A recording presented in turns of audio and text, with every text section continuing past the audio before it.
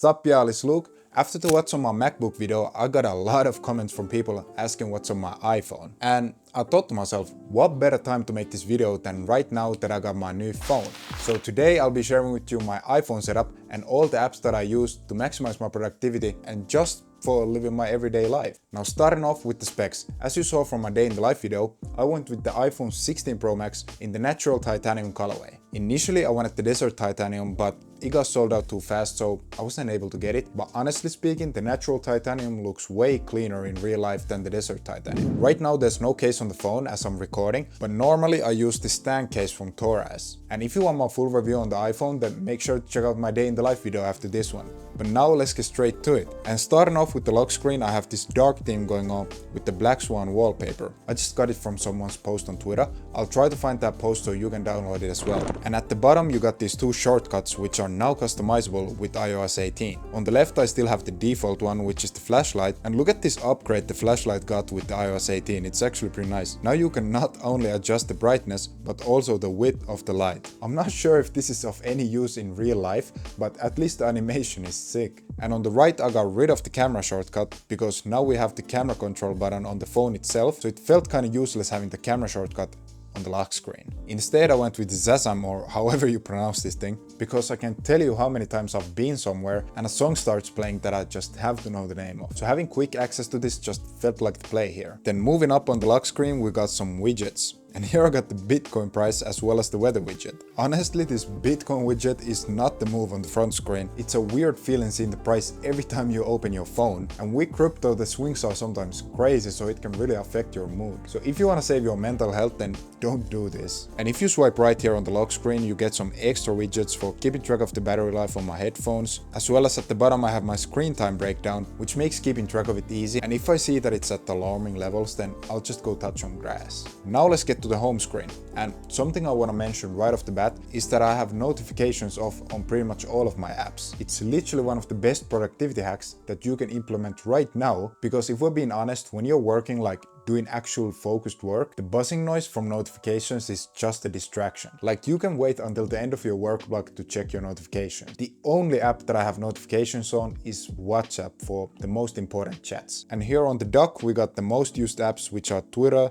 Instagram, Spotify and WhatsApp. Say what you want about Twitter, but it's one of the best places for any kind of news related to finance. Every time there's something big happening, Twitter is the place that first has the information. Instagram is pretty self-explanatory. On there I post a lot, especially on my story, so if you want to keep up with me, that's the place to be 100%. And I know there's this battle between Spotify and Apple Music users, but I've always used Spotify and I have literally no problems with it, so I'm still team Spotify. And like I said, WhatsApp is for all my most important chats. Now then let's get to the home screen itself. At the top we got this calendar widget because I'm so bad with dates and sometimes I get them completely mixed up, so this serves as a reminder of what month we're currently living. I don't use it for any events or nothing like that. The only purpose it serves is that it tells me what day of the week it is. When it comes to my camera app, I currently just use the default one. I've been recommended some other ones that have nice sounding features, but I just haven't gotten around to using them yet. But I mean, the camera on this phone is crazy, so the default app has been fine so far. Next to the camera app, we got the Photos app, which got a big upgrade with iOS 18 as well. Honestly,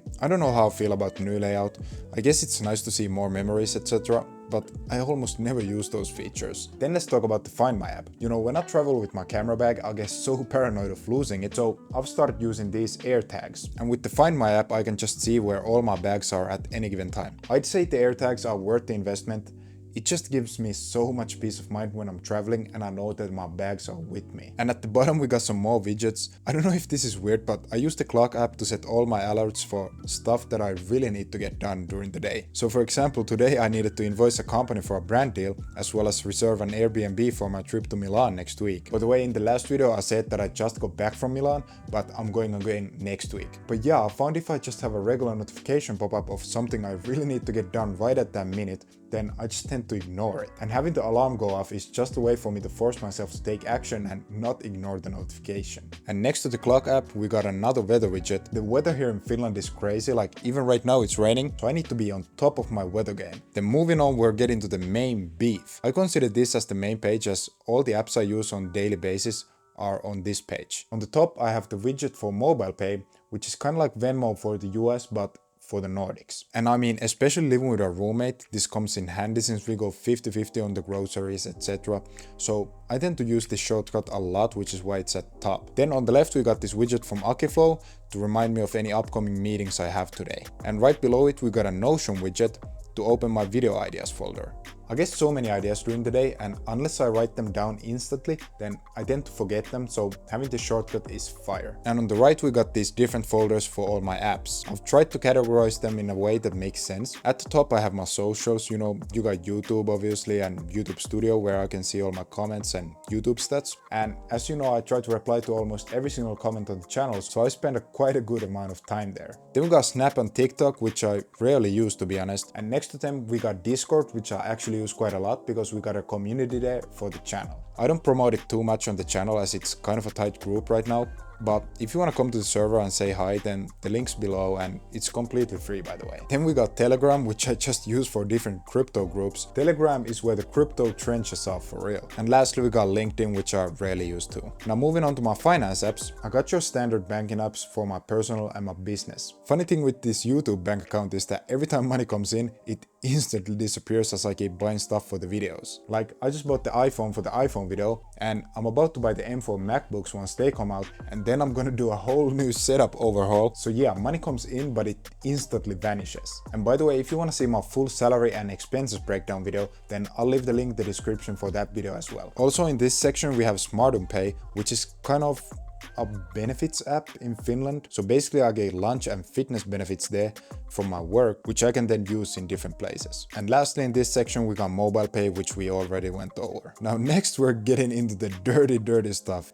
In the no-brain category I hold all my crypto related apps. I'll be honest, I don't do almost any crypto transactions from my phone as I don't want to connect my private keys to these mobile apps because honestly I don't trust them. But I got all the basic exchanges here in case I quickly need to do something while I'm on the go. But I don't have too much money on these exchanges either, I just have everything in cold storage. And a must-have app for all my fellow investors is CoinMarketCap, where you can do research on your favorite Ponzi coins. Also with CoinMarketCap you can track your whole portfolio, which is dope. I won't expose my portfolio in this video, I'm hoping to make a video on that topic in the future though, so just forgive me for that. And yeah, also we got TradingView here if you want to stare at candle charts. This meme explains my situation perfectly. So I used to have all the fun games on my phone as a kid, and now it's just crypto apps. Then coming back down to earth from the moon, we have the productivity section. So these are all the essential apps I use for my work on a daily basis basically. And as you can see, I'm quite heavily in the Google ecosystem here. It just works so well and I really don't have any complaints about it, so why change really? Also we have the Slack app for all my work related messaging and Notion as my note-taking app like we went over.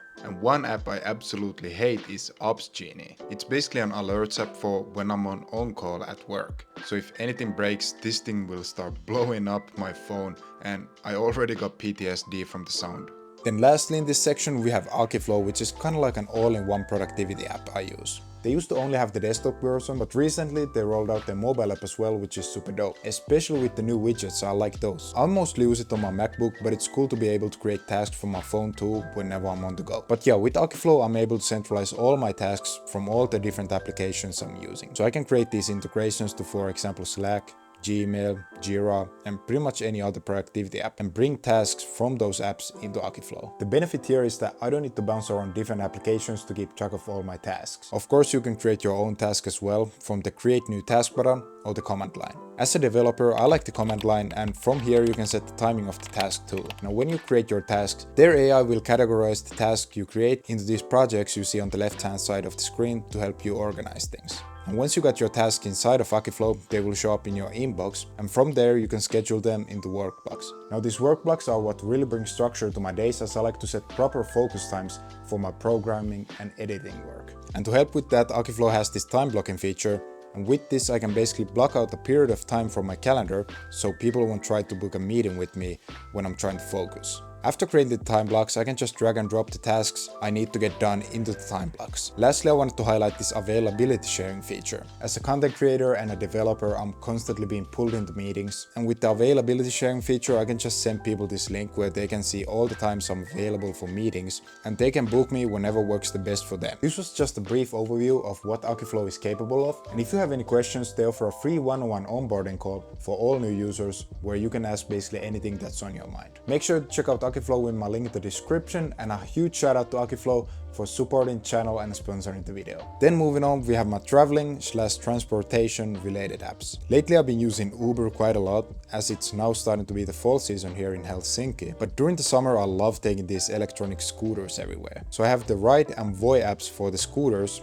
and I just pick whichever is closest to me at any given time. Then when I'm traveling and I need a place to stay, I use Airbnb for the most part. And lastly, we have my health/self-improvement section, where we have my gym app. They have this QR code that you can use to get into the gym, which is pretty cool because I used to forget my gym card all the time, so this QR code is actually fire. Also, we have the Aura app I use for tracking my sleep and general health. Obviously I have the Aura ring as well to pair with the app, but a huge disclaimer, I actually work there, so just so you know that. But yeah, it's cool to see all the health related data, and from my experience it's really accurate too. Then for tracking my gym workouts, we have this app called Strong, where you can select all the movements you do during your workout and add the weight and reps you do. It's a pretty useful app, but honestly I got tired of tracking all the lifts. I found myself just wasting time typing down each and every single set in the gym, so I've stopped using it pretty much completely. Every now and then I check and make sure that the numbers are actually going up in the gym, but I don't use it in the daily basis anymore. And lastly, we have the Skool app. I'm in a few different communities here, and I've actually physically met up with people that I've met in school. So yeah, the right communities can actually be pretty powerful. And that's pretty much all I have on my iPhone. Let me know if you got some inspiration for your setup, or if there's something I should change on mine. And if you listen to me yap all the way to the end, then consider subscribing, and I'll see you in the next one.